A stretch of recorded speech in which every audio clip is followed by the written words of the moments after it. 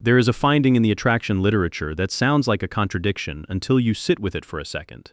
When somebody makes themselves harder to reach, the people pursuing them tend to like them less and want them more. Not one or the other, both at the same time in the same person. Warmth drops, desire climbs. And because those two things get bundled together in ordinary speech as attraction, an entire industry of advice has been built on a result that only ever moved one of them. So the question is not whether ignoring people works. Something is clearly happening. The question is, what exactly is going up? What is quietly going down while you're not looking, and how narrow the conditions are? Because they turn out to be much narrower than anybody selling this will tell you.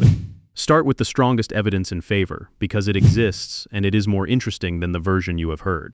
In 2020, Gerrit Birnbaum, Covey Zoltak, and Harry Rice ran a set of connected experiments in which participants interacted with someone they believed was another participant, and who was in fact working with the researchers. In the first, that person's profile signaled either high selectivity or easy availability. The participants who met the selective version rated them as a more valuable partner and desired them more. In another, participants were made to actually work for the interaction, and the ones who had exerted effort rated the other person as more valuable and more desirable afterwards. Rees described the mechanism plainly. Being hard to get makes it look like you're in demand, and people are trying to make the best deal they can. Birnbaum added the other half, which is that somebody very easy to attract can read as desperate and desperation reads as low value. So there is a real effect and a sensible explanation. Difficulty is being used as a proxy for worth, the same way a queue outside a restaurant is used as a proxy for the food. Nobody in that queue has tasted anything. They are reading the length of the line and drawing a conclusion, and most of the time the conclusion is roughly right, which is why the shortcut survives. Now the parts that get cut. The first is that the effect was found for selectivity, not for absence. The person in those studies was not unreachable. They were present, engaged in the room, having a conversation, and simply not easily won. That is an enormous difference from the thing people actually do when they take this advice, which is disappear. And this is not a new caveat.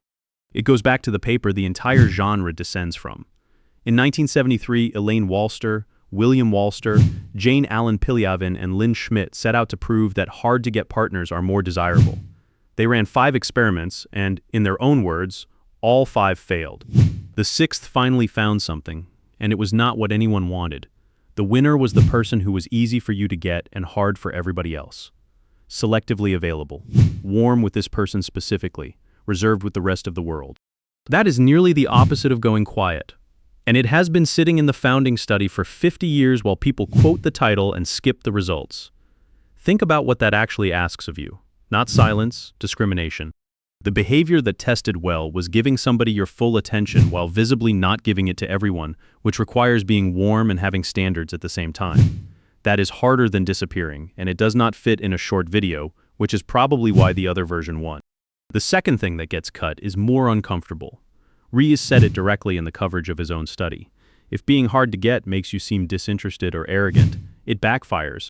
Birnbaum's advice, based on her own findings, was to show genuine interest early so you do not alienate the person, and to build the connection gradually after that. Read that again, because it is the authors of the pro-scarcity paper telling you the tactic has a floor under it. The scarcity only reads as value if the person already believes there is something there. Remove that belief and the same behavior reads as rejection, and people withdraw from rejection rather than chasing it, which is exactly what Birnbaum's other work found. Across a separate line of studies, uncertainty about whether somebody was interested reduced their appeal, and it did so specifically when they came across as uninterested. Certainty that the other person was into them made people put in more effort, not less. So the same researcher has found that being hard to get raises desire and that seeming uninterested lowers it. Those are not contradictory results. They are two edges of the same narrow ledge, and almost everything sold as ignoring people falls off the wrong side of it. There's one more piece worth having because it is the study everybody cites when they want the flattering version. In 2011, Aaron Whitchurch, Timothy Wilson, and Daniel Gilbert had 47 female undergraduates look at the profiles of men who had supposedly seen their profiles first. Some were told those men liked them a lot. Some were told the men liked them an average amount, and some were left uncertain, told only that it was one or the other. The uncertain group was the most attracted, more than the group who had been told they were liked a lot. That is a real result, and it is worth knowing. It is also 47 women in one lab in 2011, And the mechanism the authors proposed was not that uncertainty is magnetic. It was that uncertainty makes you think about the person more, and thinking about someone repeatedly is what raises attraction, which turns the finding into something less useful for the advice it gets attached to. It is not that being ignored is appealing. It is that unresolved questions occupy attention, and occupying attention is one route to being wanted. Anything that occupies attention does the same job, including being consistently, memorably present. Put all of it together and a shape emerges that nobody is going to put on a thumbnail. The thing that raises desire is not absence. It is the perception that you are selective, that other people want your time, and that you're not handing yours to anybody who happens to ask. Those signals are about how you spend attention, not about whether you show up. And there's a version of that which is not a tactic at all. Somebody with genuine standards, real commitments, and a life that does not have an empty slot in it produces every one of those signals without performing anything. Because in that case, the scarcity is true. There's no acting required when the diary is actually full. And that distinction shows up in how the two feel from the outside. Real selectivity is relaxed because nothing is riding on the outcome. Performed selectivity is tense because everything is. People are considerably better at reading that difference than the advice assumes. The performed version has a problem the real version does not. It has to be maintained. Every message you leave unanswered on purpose is a small debt, and at some point you either keep paying it or the whole thing collapses into you explaining why you went quiet. I said earlier that liking and desire move in opposite directions here, and that is worth returning to, because it is the part that decides whether any of this is worth doing. Desire is what starts things. Liking is what runs them. A strategy that maximizes the first, while eroding the second, is optimizing for the opening move of a relationship at the cost of everything after it. If what you want is somebody's sustained interest across years, you are choosing the wrong variable, and you're choosing it because the two words sound similar in English. There's also the question of who this works on, which nobody asks. A person who becomes more interested the less available you are is telling you something about how they are wired. That responsiveness to intermittent attention does not switch off once you have them. It is the same mechanism that keeps people in relationships where affection arrives unpredictably. You're selecting for a dynamic as much as for a person, and then living inside it.